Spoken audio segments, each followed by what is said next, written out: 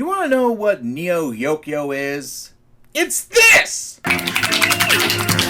You don't deserve this big Toblerone. Oh, yeah. Huh? You're still here? I've already told you what this monstrosity is! You've designed yourself a beautiful grave, sir. I'm gonna rest for a bit. Hey, wait a minute. This isn't our star, is it? I will not accept this as our star. Sorry. Look, I'm the kind of guy who thinks that things like Castlevania and Avatar are a form of anime, or at least a pseudo kind. So you can tell that my standards aren't exactly the highest, but gonna be honest, my first attempt at watching this series, as best as I can put it, I nearly fell out of my seat of boredom in the third episode.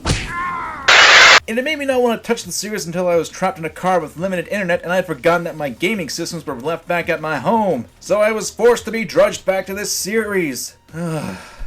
Okay, so what exactly is Neo Yokyo? I mean, seriously, this time around. Well, it's a story that follows Kaz Khan as he struggles to maintain his popularity in the city of Neo Yokyo, while at the same time taking on odd jobs in order to support his lifestyle at the behest of his aunt. They couldn't even find the body. He's probably being dragged around the Atlantic in a tuna net, like a dolphin. Oh my hell. He deals from things such as demons, possessions, raccoons, old girlfriends, and Archangelo. You get it? So let me level with you all. I honestly tried to give this show a chance. My friends and people told me about the memes, and hey, I love me a good Toblerone as much as everyone else. And hey, there were funny jokes. It's just that they all centered around the second episode. I mean, from a comedic standpoint, outside episode 2, there are few and far between jokes. Otherwise, what I'm seeing here is the woes of a spoiled, privileged rich kid who's acting like everything is pulling him down, the world is against him, and Let alone the labyrinth of the field hockey field. Win, lose, we'll all be equal in the grave. Fashion is not a commodity. Oh yeah? What is it then? It's a glimmer of hope in a cruel...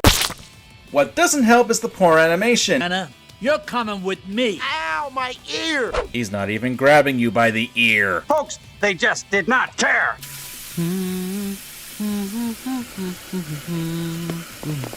Where did you three come from? We saw a few seconds ago that the wall was on the left, and you came from the left. Space is warped and time is bendable. Pulling us from behind the Eastern demons.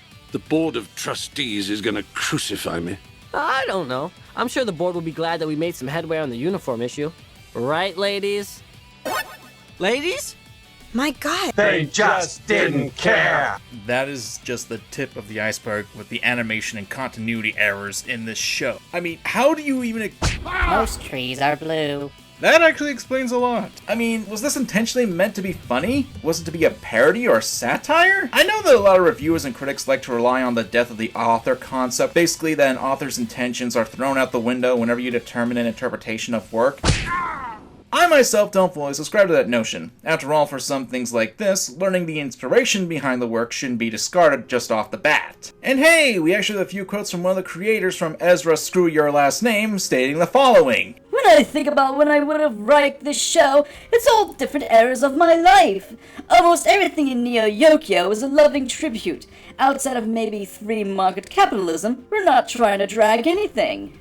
Now look, interpretation is obviously subjective. Yes, the series does seem to be really hard to believe if it wasn't a satire. Self-aware satire, as it points out the elitism of New York nobility, and hey, there's a small nugget of there being something akin to that. It happens in the last episode where the main character Kaz, while on a citywide race, drives through the slums of Neo Yokyo, seeing the less than privileged classes living in horrible conditions. And hey, Kaz doesn't admit that Neo Yokyo may not be the shining diamond. Crazy diamond! That he made it out to be. She only calls him in the last episode! And it doesn't matter, in fact there's a lot of things that puzzle me to no end. I'm afraid the pathways were not built to accommodate mecha butlers. I'll take it from here. Should I wait for you, sir? No. The boys are throwing a launch party for the Caprese Martini. You go on ahead. Good idea. I mean, why not? It's a good idea. He's just tailing a suspected demon sympathizer in a location that he knows nothing about.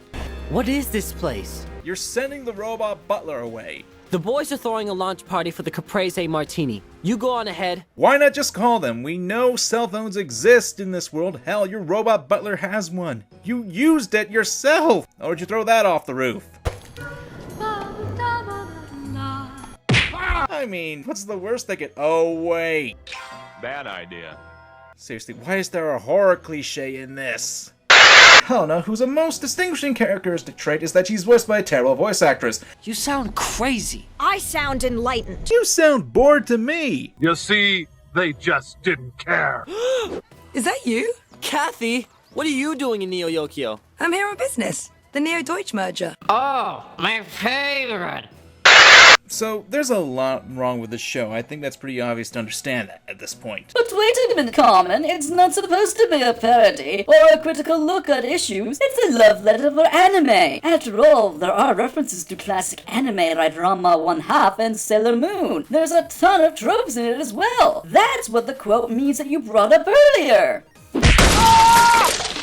And they're probably some of the worst aspects of the show. Look, there's nothing wrong with having references or tropes of anime in your product. And I will give Neo Yokio props for, hey, at least with the Rama reference, they actually tied into the plot of the show, and it's not actually just a reference for the sake of a reference. I can admire that. Bonus points for making me not like Kaz even more. Second of all, I know a misogynist when I see one. I am not a misogynist. Keep your voice down.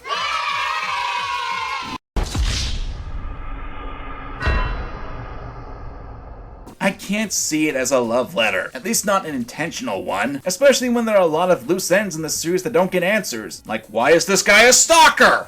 Actually, I don't think I'll be playing tonight. What? I've been waiting for this game all season. I can't believe it. It's Kaz Khan. His tuxedo. It's despoiled! I find the animation to be lackluster, and there being other issues that I've alluded to. It's hard to figure out who this show is for. So at the end of the day, what can be said about Neo Yokio? I mean, I wouldn't recommend it unless you have enough alcohol in your system to laugh at it, but that's just me. Perhaps this is the greatest pseudo-anime around and I'm just missing it. Who knows? It's not a deep story and the jokes are too far in between for my tastes. But what do you guys think? Let me know in the comments below. And if you got this far, be sure to type, "You don't deserve this big Toblerone" as well. I'm Trash Common, and remember to examine your fandom.